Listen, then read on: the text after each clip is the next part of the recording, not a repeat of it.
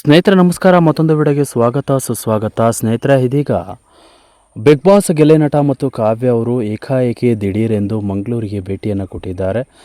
ರಕ್ಷಿತಾ ಶೆಟ್ಟಿ ಮನೆಗೆ ಹೋಗಿದ್ದಾರೆ. ಏನಾಯಿತು, ಏನಿದು ಸುದ್ದಿ, ಇವೆಲ್ಲದರ ಸಂಪೂರ್ಣ ಮಾಹಿತಿಯನ್ನು ನೋಡ್ಕೊಂಬರೋಣ. ಈ ಒಂದು ವಿಡಿಯೋ ನೋಡೋಕ್ಕೂ ಮೊದಲು ನೀವು ನಮ್ಮ ಚಾನಲ್ಗೆ ಸಬ್ಸ್ಕ್ರೈಬ್ ಆಗಿಲ್ಲ ಅಂದರೆ ಈ ಕೂಡಲೇ ಸಬ್ಸ್ಕ್ರೈಬ್ ಆಗಿ, ಹಾಗೆ ಪಕ್ಕದ ಬೆಲ್ಲೈಕನ್ ಕ್ಲಿಕ್ ಮಾಡ್ಕೊಳ್ಳಿ ವೀಕ್ಷಕರೇ. ಸ್ನೇಹಿತರೆ, ಕನ್ನಡದ ಸ್ಟಾರ್ ನಟರಿಗಿಂತಲೂ ಕೂಡ ಫೇಮಸ್ ಆಗಿಬಿಟ್ಟಿದ್ದಾರೆ ಗಿಲ್ಲಿ ನಟ. ಕೆಲವೊಂದಿಷ್ಟು ಕಾರ್ಯಕ್ರಮಗಳಿಗೆ ಟ್ರಾವೆಲ್ ಮಾಡೋದರಲ್ಲಿ ಬ್ಯುಸಿ ಆಗಿದ್ದಾರೆ.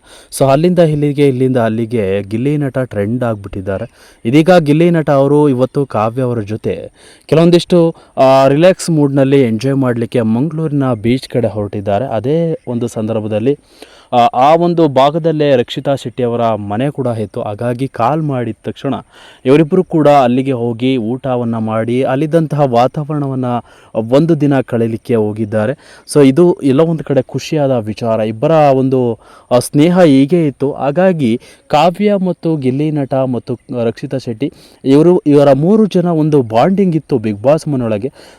ಎಲ್ಲ ಒಂದಿಷ್ಟು ಕ್ಲಾಶ್ ಆದರೂ ಕೂಡ ಇವರಿಬ್ಬರ ಸ್ನೇಹ ಒಂದೇ ರೀತಿಯಲ್ಲಿ ಇತ್ತು. ಹಾಗಾಗಿ ಕಾವ್ಯ ಮತ್ತು ಗಿಲ್ಲಿ ಅವರು ಇವತ್ತು ರಕ್ಷಿತಾ ಶೆಟ್ಟಿಯ ಮನೆಗೆ ಹೋಗಿ ಆ ತೋಟದ ಒಂದು ಕಾಫಿ ತೋಟ ಆಗಿರ್ಬೋದು, ಅಲ್ಲಿದ್ದಂಥ ವಾತಾವರಣ ಆಗಿರ್ಬೋದು, ಆ ಬೀಚ್ ಆಗಿರ್ಬೋದು, ಎಲ್ಲ ಒಂದು ನೈಸರ್ಗಿಕವಾಗಿದ್ದಂತಹ ಪ್ರಕೃತಿಯನ್ನು ಒಂದು ಎಂಜಾಯ್ ಮಾಡಲಿಕ್ಕೆ ಗಿಲ್ಲಿ ನಟ ಮತ್ತು ಕಾವ್ಯ ಅವರು ಆ ಭಾಗಕ್ಕೆ ಹೋಗಿರುವಂಥದ್ದು.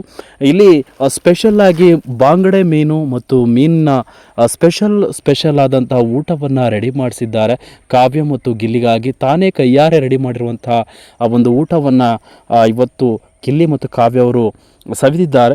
ಸ್ಪೆಷಲ್ಲಾಗಿ ಕೂಡ ಇತ್ತು ಗಿಲ್ಲಿ ಮತ್ತು ಕಾವ್ಯ ಅವರ ಎಂಟ್ರಿ. ಅಲ್ಲಿ ಒಂದು ಸ್ಪೆಷಲ್ಲಾಗಿ ಸ್ವಾಗತವನ್ನು ರಕ್ಷಿತಾ ಶೆಟ್ಟಿ ಅವರು ಮಾಡಿದ್ದಾರೆ. ಎಂಜಾಯ್ ಮಾಡ್ತಿದ್ದಾರೆ ಇವತ್ತು ಆ ಮಂಗಳೂರಿನ ಒಂದು ಸೌಂದರ್ಯವನ್ನು, ಮಂಗಳೂರಿನ ಒಂದು ಬೀಚನ್ನು. ಸ್ಪೆಷಲ್ಲಾಗಿ ಎಂಟ್ರಿ ಕೊಟ್ಟಂಥ ಸಂದರ್ಭದಲ್ಲಿ ಶಾಕ್ ಆಯಿತು ರಕ್ಷಿತಾ ಶೆಟ್ಟಿ ಅವರಿಗೆ, ಏಕೆಂದರೆ ಸಡನ್ನಾಗಿ ಬಂದಿರುವಂಥದ್ದು ಕಾವ್ಯ ಮತ್ತು ಗಿಲ್ಲಿ ಅವರು.